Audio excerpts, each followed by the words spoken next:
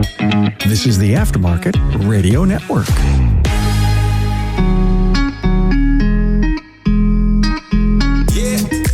Welcome to another episode of Speak Up Effective Communication, the show on the Aftermarket Radio Network focused on our communication, leadership, and listening skills.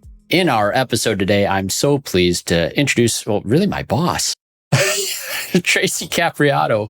Thanks for joining me, Tracy. Thank you so much, Craig. It's an honor and a privilege to be on your podcast. We have so enjoyed having you a part of our Aftermarket Radio Network family. And really, your podcast, every week, I learn something from it. So it has been a great communication podcast and really rounds out our entire network of kind of a one-stop shop of running a successful auto business and also just personal life stuff. Absolutely. This has been such a fun journey too. Learning to podcast is a communication platform, by the way. Learning tons from you too. So I really appreciate that. Now, here's the thing. What I want to do today as we're introducing Tracy, this is a ton of fun for a lot of reasons for me because, Tracy, you're usually behind the mic. You're usually behind the scenes. You're doing a lot of stuff. You've been amazing. And you've recently been the president of our Toastmasters Club, Remarkable Results Toastmasters, as the immediate past president. That's an official title in Toastmasters, by the way, the IPP. The immediate past president. I'm going to add that to my email signature. Yeah, perfect. But no, the role now as the outgoing president is that you continue to coach and mentor the new president and their term. So Josh Cagle is our new president. We'll have a conversation with him eventually too. But I just thought it was such a great time. I want to hear some of the reflection on your communication journey coming to that point. I know it was such a big deal to even accept the nomination when it was suggested for you to take the role as club president. And a lot of other people out there are probably wondering, gosh, do I have what it takes? Is that something I could do? Anything like that? Taking a leadership executive type role in a volunteer organization with an actual mission. And it's about communication skills too. Good stuff. So, hey, this is the thing. We're going to go into Tracy's story. We're going to hear from her about her past and all of the things that she's learned through being president in the club and well before that. We have a word of the day as we do in each episode, and we picked this one out just before we started the episode here. It was a good one. The actual Webster word of the day is winsome. It's an adjective, and the definition of this word we will give you after we hear a word from our sponsors who make this show possible.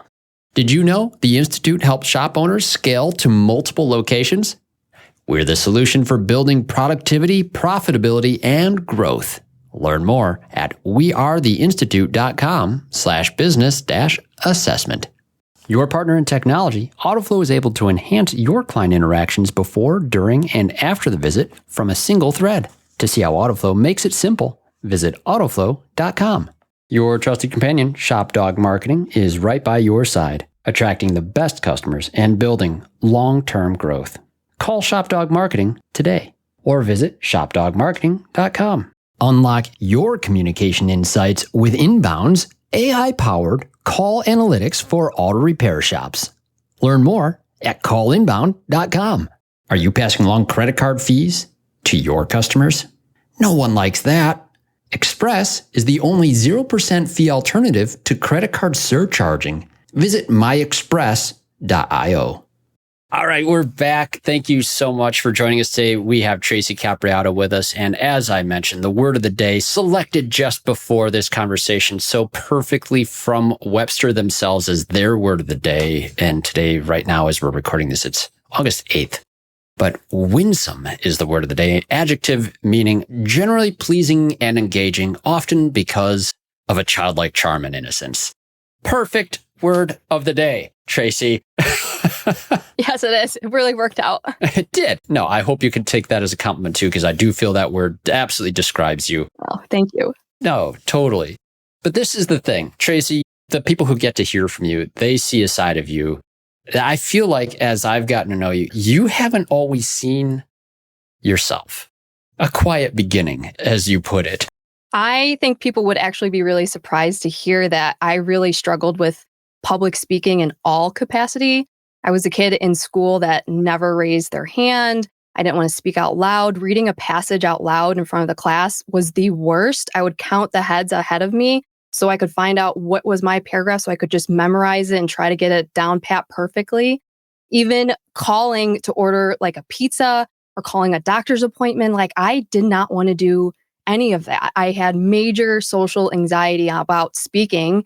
And so when I tell people this now, they're like, what are you talking about? You're so friendly. We see you at conferences. And I think it really took a big transition in more of my later life in my 20s.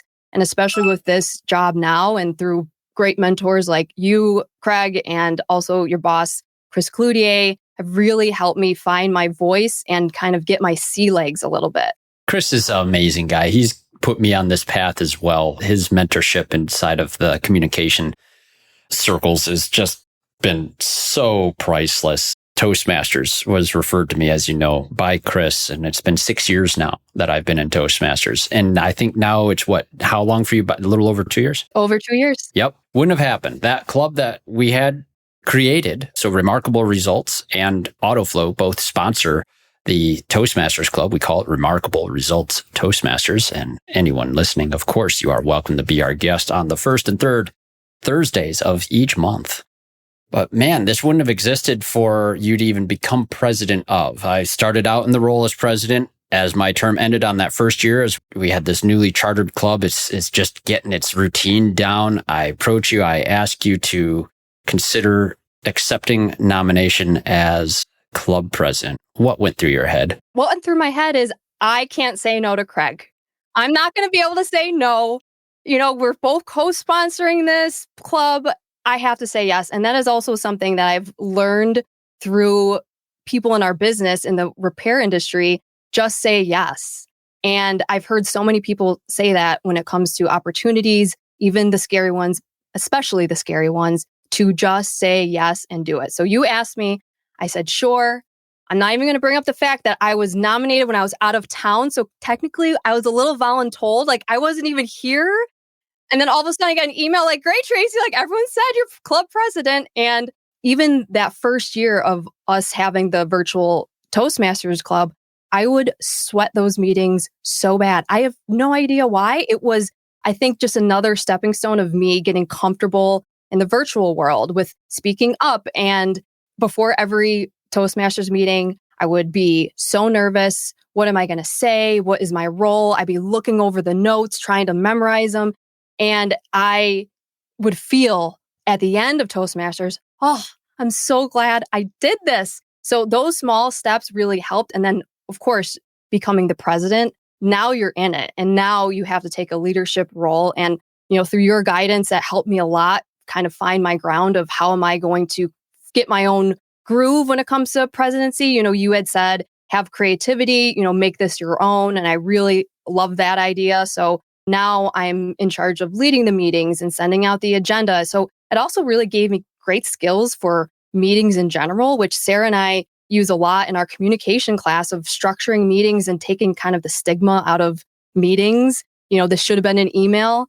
And Toastmasters has a really great format with the hour, minute by minute, it's locked in there. And I think it really helped me learn that leadership, it doesn't mean a C-suite executive. When we were younger, especially for me, I would think, oh, the CEOs, those are the leaders, the authors, those big people on stage, like they have it all figured out. And then really it's through this business that I learned leadership comes in all roles. No matter what role you have in a business, whether you're an apprentice at a shop or a service advisor, everyone can lead their own role and have the autonomy to do so. And so I think all of that kind of really helps solidify, like I can do this. And I have obviously the support of everyone in our Toastmasters Club. It's a very supportive group. A very supportive group. And this is, I think, is the big difference. As an adult, I personally find these sort of situations easier. And you talked about this. We talked about this before too. When you're a kid and you're in class, is that the same experience? Oh my gosh, totally not. Because I was a kid in class where you raise your hand, you answer a question. If you're wrong, you get laughed at. The teacher jokes at you and says, no, who has the right answer? That can add a lot of hesitancy and also anxiety about being right or wrong. And then you learn to almost shut down. Like, I'm not going to speak because I don't know if it's right or wrong and I don't want to be made fun of. I didn't realize how dramatic of an effect that would have on me in those formative years, and that it is totally different when you're an adult. Also, when it comes to training events, we're at conferences all the time. The adult education is really not talked about a lot in most other businesses. I look at my friends that are in all sorts of, businesses, and they don't have training conferences. They're not doing personal growth. They're not measuring anything like that. And this industry has a huge advantage. But I think a lot of times people might get a little gun shy about attending training because it brings back all those thoughts about school. I don't want to sit there. I'm going to fall asleep. Like, it's so boring. Like, what are they going to teach me now? And it's not rewarding because it maybe hasn't been rewarding in the past, being in school and going through the whole rigid system that we have. I could see how people might not understand training and going to automotive conferences if they've never been. And also with Toastmasters, if they've never been to a Toastmasters meeting or ours, there are in-person ones that we encourage people to go to in their own area. But this little group that we have, we are so supportive. You're not going to feel out of place or, oh my gosh, what happens if I make a mistake? You realize this is common. This is part of the journey, is making mistakes. And really, with Toastmasters, the critical feedback and listening to other people giving critical feedback, that really clicked in for me on, oh, critical feedback isn't scary. Critical feedback doesn't mean you're hurting someone's feelings. And those examples were huge for me. I think this is the big difference and why the Toastmasters Club is a great spot for people to flex their leadership skills, to take a role of leadership and still practice developing the communication, because this is one of the unique environments where actual mistakes are expected, and totally expected in the sense that, yeah, you're going to get feedback on it. But since everybody's there for feedback on exactly those types of things, it's a community that has a high degree of grace and wants to see you succeed.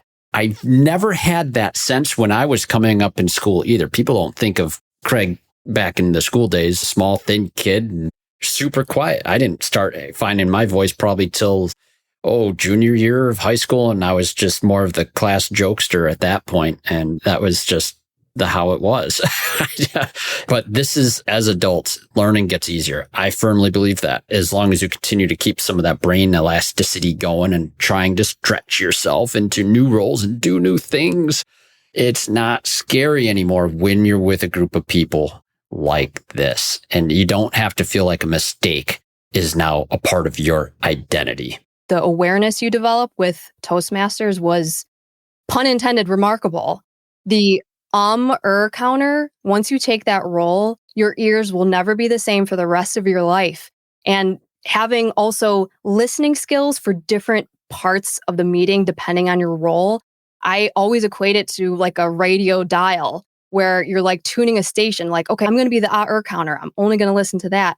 I'm going to be the general evaluator. And you listen to the meeting completely different. If you're the counter, it can be hard to understand the context of what the person is speaking about because you're doing your little tallies, and you realize that the listening skills you have are fine-tuned and can be kind of tapped in and tapped out depending on the conversation or the environment you're in. And that for me was huge, building that awareness of what we're saying, how people are perceiving it, more importantly. I think a lot of times, like especially in this generation, we're so self-centered of, I'm going to post a selfie and I'm going to do this. I'm going to the grocery store today. It can be so ingrained of like, this is what I'm going to be saying. This is what I'm doing. But we don't actually have curiosity with other people.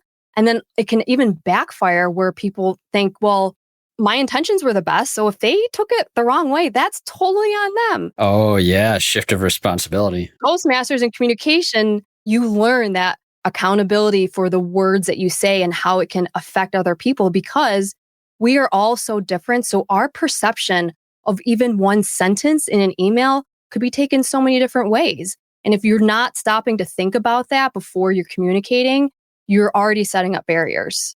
The top shops in the industry don't stop at one location. At the Institute, we work with shop owners who want to expand, whether it's opening a second shop, acquiring new businesses, or building systems for long-term growth. Some of our clients are aiming for hundreds of shops, and we're helping them get there. Ready to scale? To get started, visit wearetheinstitute.com/business-assessment. It's time for today's Suck Less Spotlight from AutoFlow.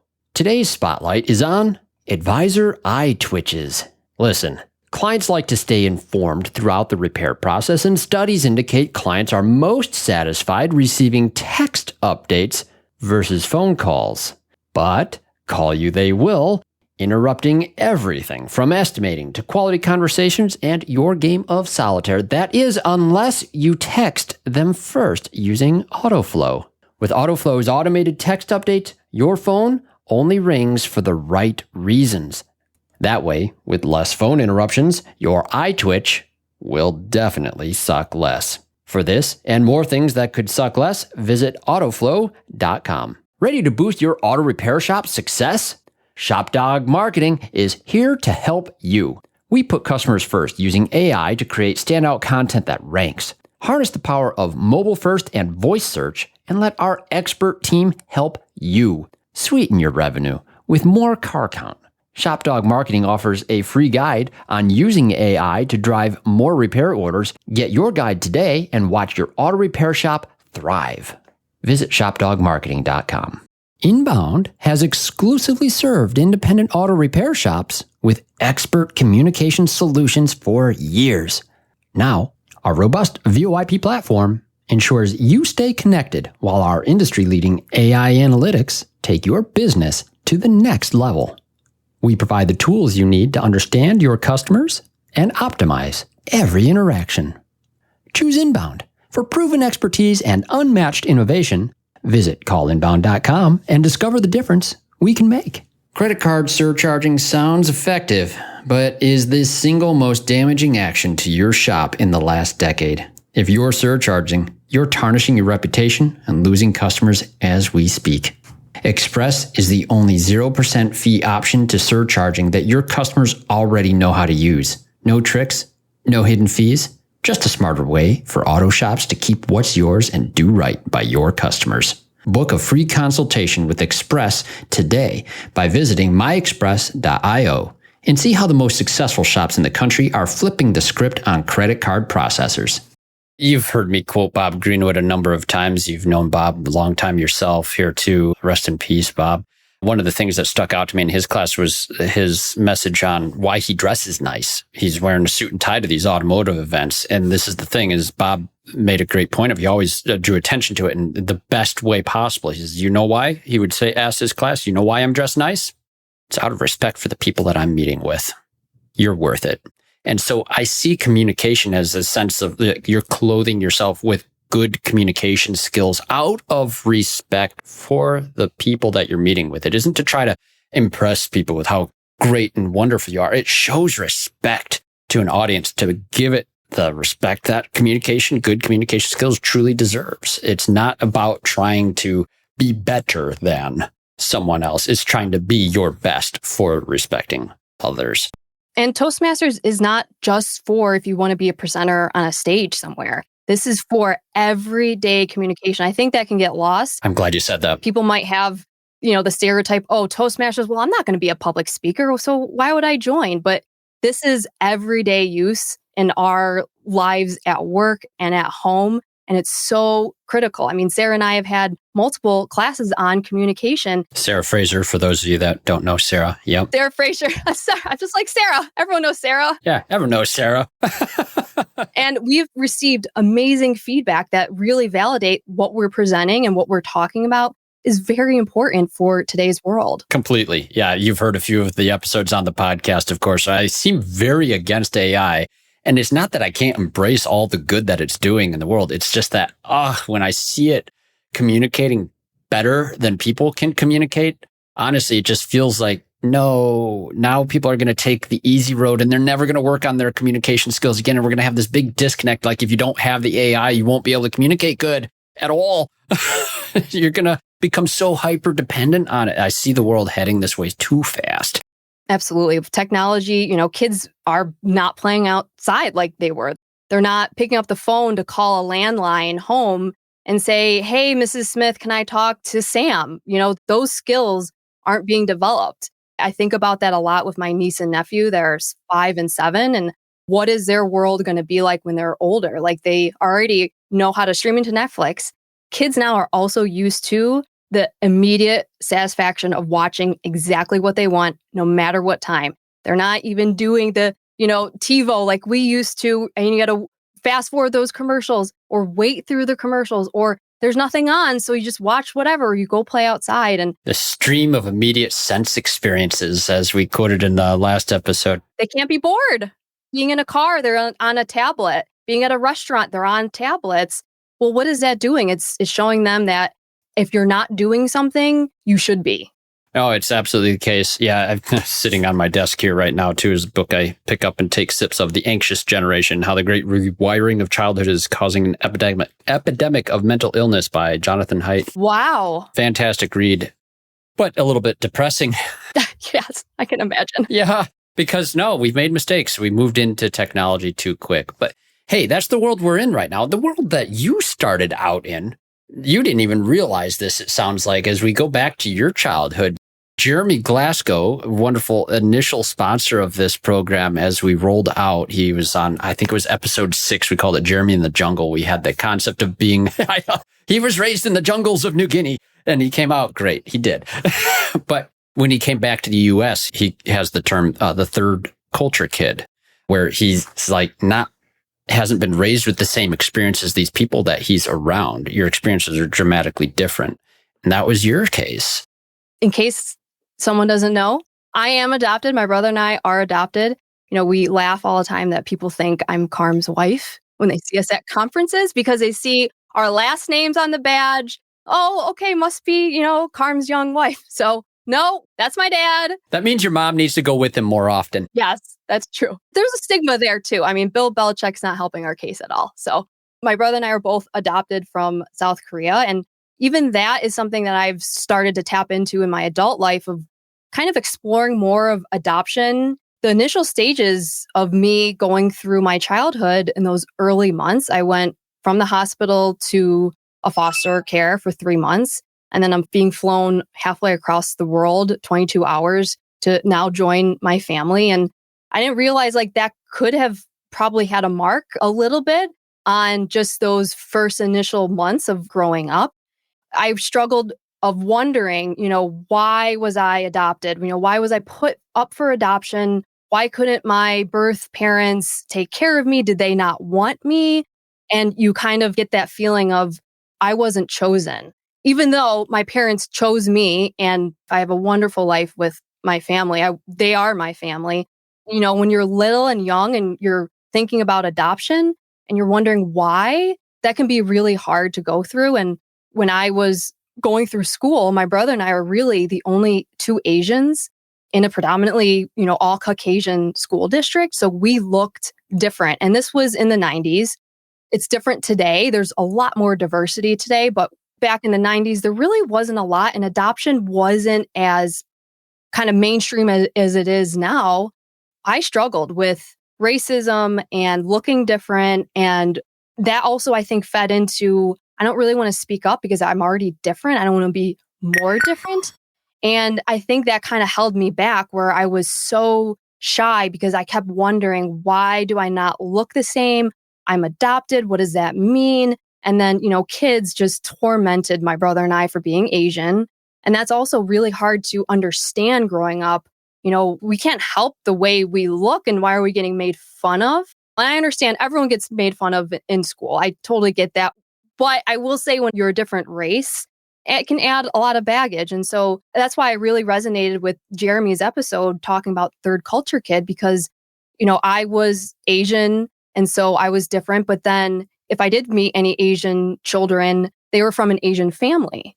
They weren't adopted into an Italian family that has sauce every Sunday. And so even that context was different for me. And so there was a little bit of feeling of being lost. And I think that also fed into, who am I and what am I going to be doing? And that's something that we all search for in life. And I'm slowly starting to understand it more.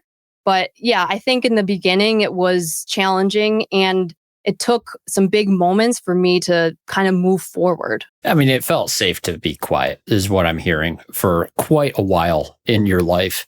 And that is so, what's funny to me is like how much time you spend behind the mic in the podcast. I've heard so many of them, and I've done podcasts with Carm, and you're there, you're producing the thing. And yet when you speak, it's so on point. Your listening skills are so sharp that I feel like you've done so much more listening than most of us that now at this point, you have more to say that we should all listen to. So, I mean, I think those experiences are a blessing. And it sounds like you look back on them now as a blessing too. And you can look at it as a bit of a trough, if you will. And that trough is long and it's probably very challenging and more challenging even than you're describing in some cases here. But the peaks are there as well. And it seems like, yeah, you finally started peaking out a little bit more too. So this is good. And that role as president, big step forward in it. Oh, yeah. That's great. That's a tough thing. And I was so glad Jeremy did put that out there. I had a few comments from people on that third culture thing. It's like, yes, that's the perfect term. You're in this group, but you don't quite fit in. You fit in with this group, but you seem a little different and all the things that go with that. But then here's the funny part for you. Now you became an influencer in the automotive aftermarket and you're a female. Right. I'm female and I'm Asian. So there's like a trifecta there somewhere. I know. But no, this is the thing. And it's been so good. I mean, the Women in Auto Care group, that started to manifest itself really well. It's like this whole other culture now inside of the industry that has been desperately needed for so long. I don't feel like the aftermarket gets recognized as a true profession until everybody who's anybody, different or whatnot, feels welcome and listened to inside of it. In this industry, I grew up in the 90s too. I remember the idea of ever bringing in a female service advisor in the shop seemed like taboo because, by golly, then we're going to have to clean up our sense of humor and everything else that goes with it. Bathroom's going to have to be clean. What? Yeah, that too. All of the things, right? But these are all the things that really, everyone should be moving towards, I hope. I do love how the industry with Women in Auto Care and also Amazing Women in Automotive have really had a place for women. And also Napa Auto Care is also creating a women's group for everybody. So I think that is needed, especially in a male-dominated industry. It is what it is. And it can be a little daunting when you're maybe the only female in the room. I mean, it does come in handy when you have to use the bathroom because there's never any lines. That is the plus. But I really enjoy attending the Women in Auto Care conference every year. And I love attending the Amazing Women in Automotive social events that they have at most conferences now, because you kind of have that belonging of, hey, there's a girls' night and we're going. Set the guys over there. We have our own girl time. And it's a nice space to have, even if you're a spouse, it's everyone is welcome. And that can also be if you're a spouse of a shop owner and maybe you're not in the business, you're still welcome. You're still a part of the business no matter what as a spouse. So I'm really thankful for those organizations that have opened up, a place for women. Nice. And you won an award with Women in Auto Care, Best Media Outreach to Female Audience. And that was my first podcast ever. I did a solo podcast. I don't even know what I was thinking, but I was so jazzed up from Women in Auto Care that I wanted to capture my experience. And so I recorded a podcast on my very own, and I talked about the challenges I had, where I had imposter syndrome, where I couldn't walk into the breakfast on the first day by myself because that big room full of 300 women. Oh my gosh, what if I don't know anybody? And I waited in the lobby for my friends. And then a huge moment for me was at that same conference, I couldn't walk into breakfast by myself. The next day, there was a segment where we were able to share on the microphone, anyone who wanted in the audience, just an experience that they went through that they want to share to maybe help others. And again, don't know what I was thinking. I was in the back of the room, my hand shot up, and I talked about on a microphone in front of 300 women, a sexual harassment experience I was involved in my early career, my 20s, and how I didn't realize at that time how significant it was and how it was downplayed by the company, downplayed by the coworkers, and how embarrassing it was for me to the point where I just said, no, it's fine. Everything's fine. You don't want to be the ripple in the water, even though it was inappropriate and wrong. Now looking back on that, I wanted to share that story for other women so they can reflect on maybe past experiences and have the courage if something happens to them now to your voice and speak up, because it's really important to. And I think maybe women, especially, there's such a stereotype of like, being quiet and being presentable. And what's really helpful is I've met so many amazing people in this industry that are very aligned with the human side of connecting, the curiosity side. And I think that's what really helped elevate me in my communication journey. That's what you need to do. If you want to be a better communicator, you have to surround yourself with people that also view that as a high priority in their life. Yeah, they're on that same journey. I'm really glad you shared that stuff too. Like, as a father to 2 daughters, I have 1 son, 2 daughters, and I'm fully cognizant of the fact that the world has changed, and I feel like it's changed so much for the better that sometimes I forget that the problems that you're describing for how women might feel like they need to stay quiet still exist.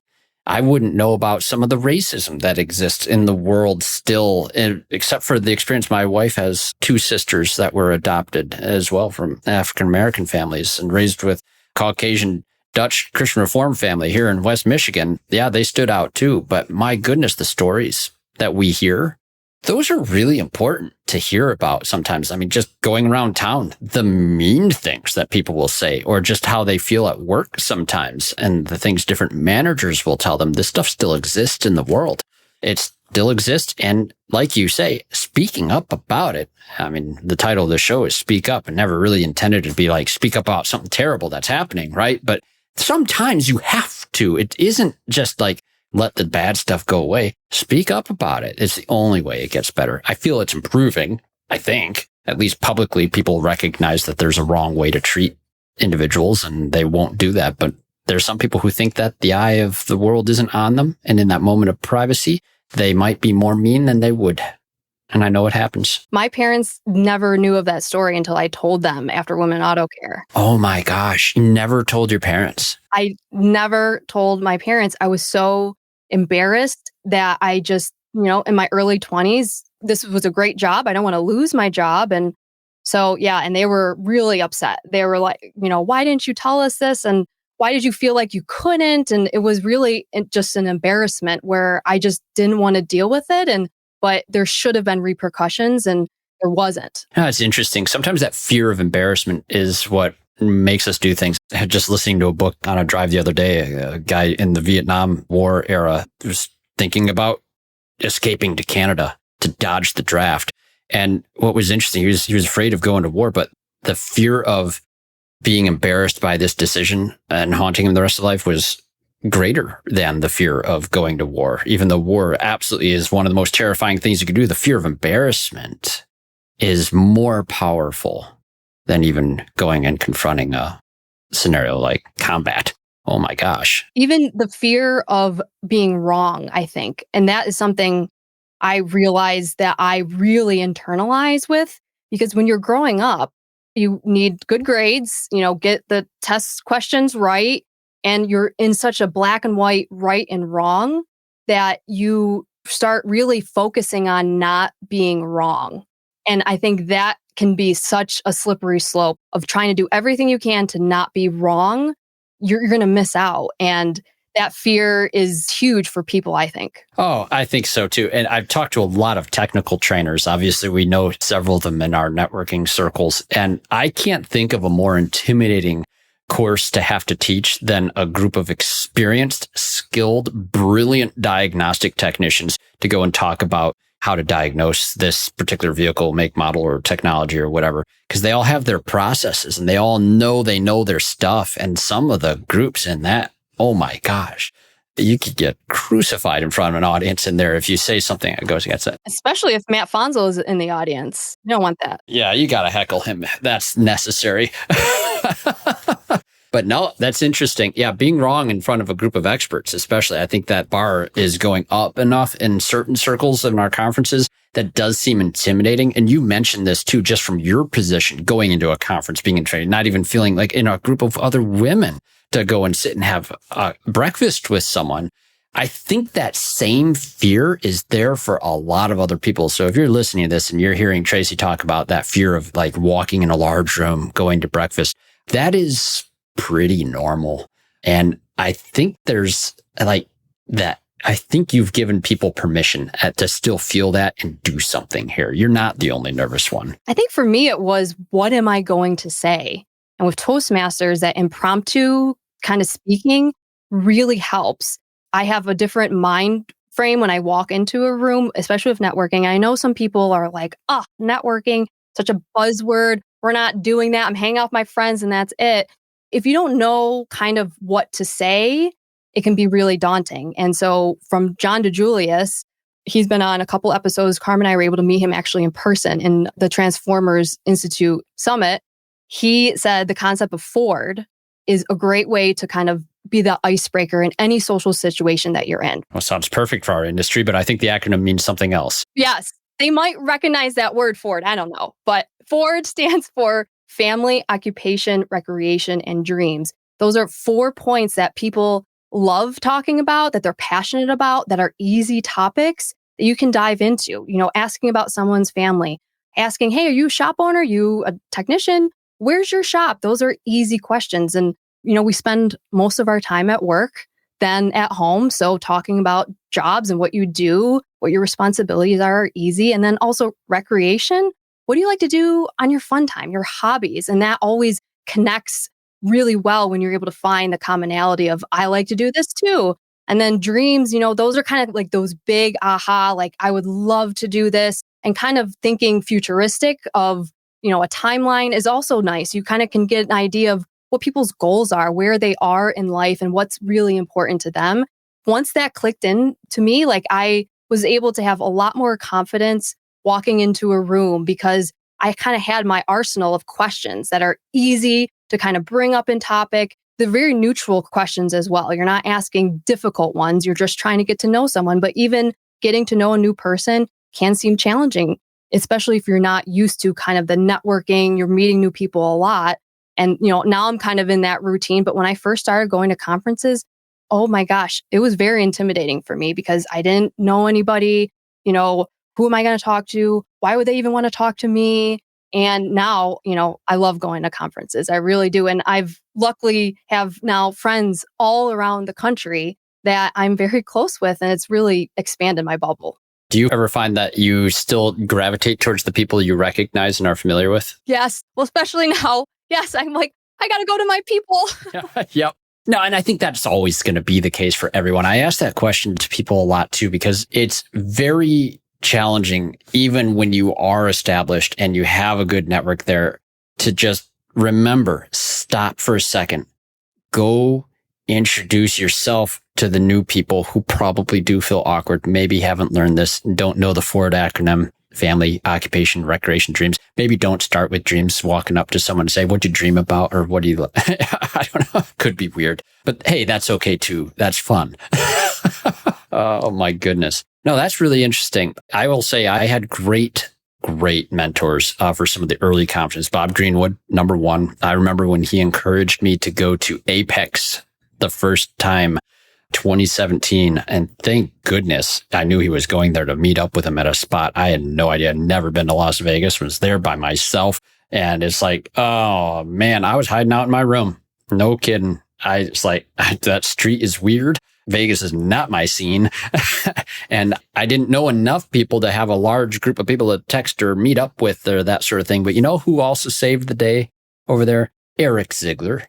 You know Eric. Oh, he's the greatest. One of the absolute best. Eric Ziegler also is the guy, I rode with him all the way to Vision. I drove to Peoria from Grand Rapids, Michigan here, drove to Peoria, Illinois, met up with them. That's about 6 hours, another 6 hours basically in the car with Eric and Mike Prosciutto. As we drove to Vision, that was 2018, March, first time going there. That must have been a car ride. It was. We didn't have many moments where there wasn't a great conversation active at that time, if you know Eric. And me, gotta throw myself into that one. But you know what? When somebody actually took the time to make sure I felt good going into these events, it was like someone pulling you up and pulling you in. And then you're off on your own 2 feet in no time at all. And you replicate that for someone else. I think this is something you're rather gifted at too, Tracy. Thank you. Well, like you said, I remember being the kid in the corner, or hiding in the hotel room. And so That is a good point to have is, if I see someone or any of us see someone that's maybe alone, to go over to them, because we've all been in that situation before. And then we've all had someone come to us to lift us up, and how important that was. So let's go back to Toastmasters. Being club president, you had to speak on a regular basis. That's obviously the space where that would go. Every meeting doesn't go according to plan. Did that help you? Having it not go according to plan? Not go to plan. I think so. That helped with the flexibility, learning to be flexible. Because you do all the pre-prep. I know you're a prepper. Yeah. You prep. I am. And when things don't line up. I think that really helped me not be as controlling, because you're right. I am a prepper. I think, though, the environment is what made it so easy to be flexible on the fly. We have a lot of fun. We laugh a lot. And I always started my meetings by bringing up something that happened in my everyday life that made me think about this club. Seems like you had something every single time, too. There's always the recent inspirations. You brought that into each of the meetings. I loved it. That's, an important part of my communication journey, because I wanted to be prepared for the meeting. I wanted to have a good meeting. I also wanted to have an example, because for me, I'm a very tactile learner. I'm a very experienced learner. And when I have that light bulb moment, it's me experiencing something and being able to share that with others. I hope it does help them as well get their light bulb moments. Yeah. Let me ask this. Something I've noticed, even doing podcasts at a weekly interval, it makes me constantly tuned into looking for things that will be worth sharing. And knowing going into a meeting that you'll be opening up this meeting, you'll want to have something to inspire others or share with others that could be valuable. Did that start to change the way you experienced whatever it was you were doing, or those interactions that you were having? That is a really good point. I never thought about it like that, but I think it really did. It's being intentional and having that focus. And, being intentional doesn't mean it's by the seat of your pants. You have to think about it and kind of set yourself up. So you're right. That kind of setting the stage is so important for so many parts of our lives that we probably take for granted. And especially for presenting at classes, I need to get myself in the right mind. I know I need to do a refresher, and I kind of have a routine almost. I think that's really helped me understand and kind of prepare, because before it would seem so daunting. How the heck am I going to run this meeting? How the heck am I going to present a 3-hour class? And once you get in that overwhelming stage, like game over, you're spiraling.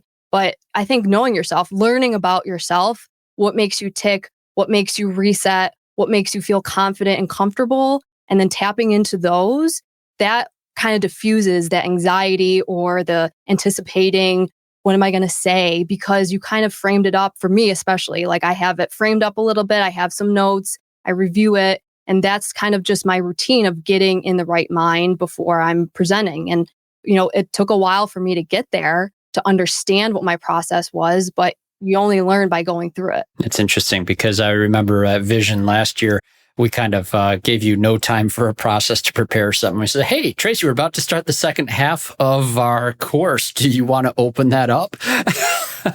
Yeah, another voluntold moment. And of course, I can't say no to Craig and Chris. And this is a huge opportunity. I've never spoken at Vision.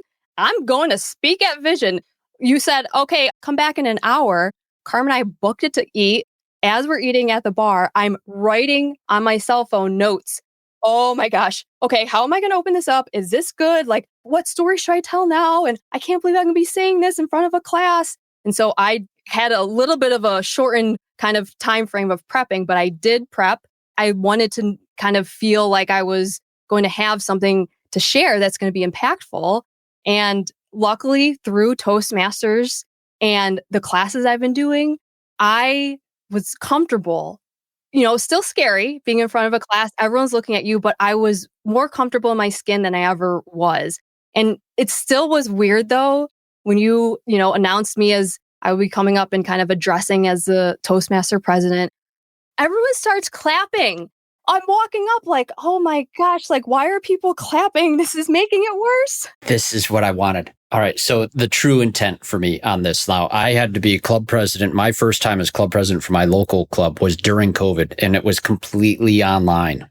And I had never had the chance to preside over a live meeting at that point. And when I did get a chance as later on, it was really cool. And so what I was hoping for was exactly that, because we are an online club. You don't get a room where you get to experience what it's like to open a meeting with people and with applause in the room. And I just thought it was beautiful. It was so great.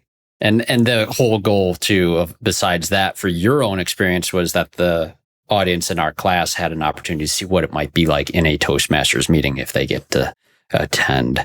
That was one of my favorite vision moments. Mine too. Really, it's mine too. That was a pinch me moment. Yeah. Nope, you did great. And then Carm came up. He gave his educational minute too. And Carm, you both have spoken in front of groups of people before, but it's just a different experience when we're trying to get what it's like in a meeting experience to be doing that with people. It always reminds me that I do wish, my dream is that at an event, we'll be able to actually host one of our Toastmaster meetings. We'll just use a room. We'll have one of our regular monthly meetings, and we'll conduct it in person so that the club gets that experience. I hope that'll happen. But the good thing is feels like I saw through that entire year that you were the club president. It felt like you really found your groove. And that's what these sort of things do. You stretched yourself. You put yourself into a position that you said yes to it. Like you said yes to Sarah when you guys teach your class. That's been great for you. You did this too. I would ask this, do you have anything you wish you would have done different during your term as president? Is there anything that's I wish I did this or that, or do you just feel like it went really, really good? I think it went well, but there's always areas of improvement. I wish I would have had meetings like Josh has made. Oh, I pushed him into that. But yeah. I wish I would have done that. I didn't attend any of the extra trainings for Toastmasters until recently. Carm and I both attended that, and it was wonderful to hear them talking about DISC and, just having the curiosity of other people. I really enjoy how Josh kind of has more of a theme to every meeting. And that's something I would always forget. So, it has been really interesting for me to have Josh on board as a new president, because I'm already seeing him take off in a different way, and it's been wonderful to watch. Nice. It's good. And I got to take some ownership on the officer training thing. I didn't want to put you all through the officer training that district sometimes puts on, because it can be really long, it can be really dry, and it can be really not a great experience for new Toastmasters. So I figured I'm just going to teach the officers what I know for that first year. And so I'm glad you did do the training now that you have enough experience of what a Toastmaster club can look like, and versus what maybe some other people try to make it look like. You got to remember, it's a volunteer organization, and each club takes on its own unique identity over time. And I definitely like the fact that ours is free-flowing and fun. Another thing I really want to set as a goal for this year is pathways. And Toastmasters has a robust website with all different pathways, no matter what communication journey you're on. They have benchmarks. I know AutoFlow uses that for their employees, and I think that's wonderful. These business coaches that we know in the industry, this would be great for them to tap into with service advisors, shop owners, or even the technicians. Yep. It is the part now that our club has such a good routine. We have an established footprint. We have a good member base. Focusing on those pathways is definitely one of the goals for this year. And as my role as vice president of education for the club, generally that role in the club is going to continually push the members to keep going through those pathways. Don't stall out. Get level 1s done. Get the level 2s done. It'll be a good sequence of speeches. It'll be 5 speeches in level 1. And boom, boom, boom. The club gets points when you do that too for distinguishment. There's lots of neat elements to it that goes far beyond just showing up in meeting and just practicing. It's structured practice too, and you have some homework. I know that's a dirty word. No one says homework in this industry. But I like the gamification. Once you said, well, if we have 3 officers to attend this meeting, we get points. I was like, points, okay. Points. Right? Because sometimes we need something more than our own motivation to do it. A lot of people are not motivated to only something that benefits themselves. They're far more motivated to do something that benefits others. And I think that's a beautiful thing to behold. But yeah, the club does better the people in the club do. I'm so glad that you kind of explained that, the pathways and the point system, because that was a better visual for me to kind of understand Toastmasters and how huge of a communication, education this is. Yeah. Well, we needed during your term, we achieved growth. We achieved routine. having a good established parameters of what a meeting needs to look like, I think that is just a resounding success. And it put us on the path to be where we are now in the third year of the club's charter, to be able to start doing some of the higher level Toastmaster things. It's all part of the process. So, hey, any advice for our new president, Mr. Cagle? He doesn't need any advice. I love his energy. My only advice is be creative and have fun with it, because it really is a role that you don't think of as part of, your professional career. It's a volunteer organization. This is an online club, but it's a big deal.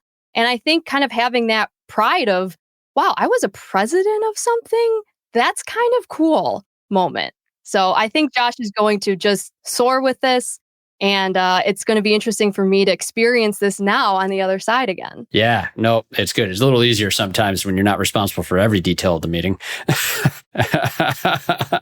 Awesome. Well, Tracy, this is so much fun. I got to ask, though, if you have any final thoughts or anything that you haven't shared that you would love to share with the audience. My initial thoughts of leadership as being big executives and CEOs. When it comes to speaking, I think people, again, they have that connotation of, well, it's a public speaker and someone on stage, and that's not me. Or, someone that's very talkative and very outgoing and is a big personality, that's a great speaker. Once you go through Toastmasters, once you focus on communication, you realize that is not the case. Just because someone's the loudest in the room doesn't mean they're a great speaker. Just because they're on TV doesn't mean they're a great speaker.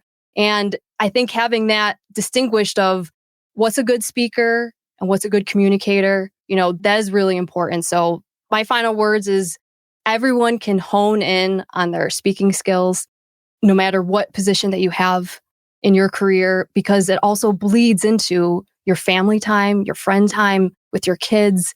And we need that tune-up. We need a communication tune-up to kind of keep us in check, to help us move forward, trying to be concise and drop those ums. And when you're able to do that, it kind of eliminates those distractions. And you want to be able to have efficient communication on what your message is and how is it coming across and is it received. Better than AI can do it, right? On the spot, in the flesh, right now, in person. That's where their skills come in handy. Absolutely. Because everyone can click the button now. No, I love it, Tracy. And that confidence that you described, I think that's one of the most important things. I've sit in boardrooms with high-level executives on occasion, and they are often very quiet meetings.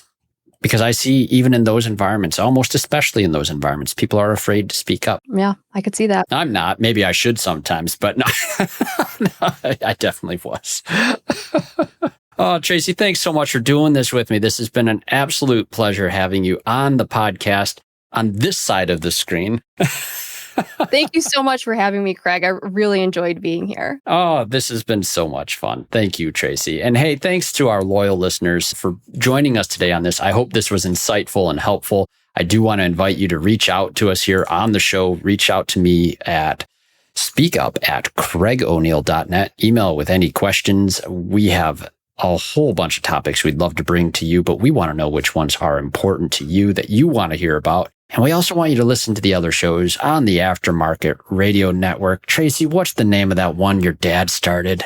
Remarkable Results Radio Podcast. Of course, Remarkable Results Radio with Carm Capriotto, the podcast that really, in my opinion, honestly, was the first podcast I'd ever heard of in this industry. I don't think anything was before that, to my knowledge. 10 years running. It's amazing. Less amazing is Matt Fonslow's diagnosing the aftermarket A through Z. No.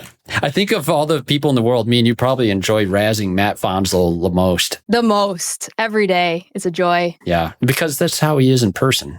To everybody he meets, he deserves it. He deserves it. Yeah. And Hunt Demarest. Hunt Demarest is a perfect gentleman and always gets his podcast in on time. Always. He is months ahead, actually. It's wild. Hunt, thank you so much. Business by the numbers, folks. Numbers are not my game either. If that is for you running a business, truly listened in to Hunt. That would have probably changed my business in a number of ways if I had ever had anything like that 10, 15 years ago. It would have been great. And the Auto Repair Marketing Podcast, Brian and Kim Walker. Tracy, I get to see them coming up here in September at the Mars Intensive by the Institute. Enjoy. I can't wait. They're so much fun. And then Coach Chris Cotton, the Weekly Blitz. I have to get Chris on here. I've been on his a long time ago. Same for Kim and Brian, but good eggs. You really pick some great hosts. You know that? We hand select them. So, it's, we're really lucky to have amazing people in this industry as friends, as colleagues, as mentors. It's been a huge transition in my life joining this industry, and I absolutely love it. Thanks so much, Tracy. And thank you to our listeners. Remember to get out there before you speak up, listen up, and hey, thanks for listening today. You've been listening to Speak Up, Effective Communication with Craig O'Neill on the Aftermarket Radio Network. Follow Craig on your favorite podcast listening app and on his YouTube channel. Let him know what you'd like him to speak up about. Craig is all for advancing the automotive service aftermarket.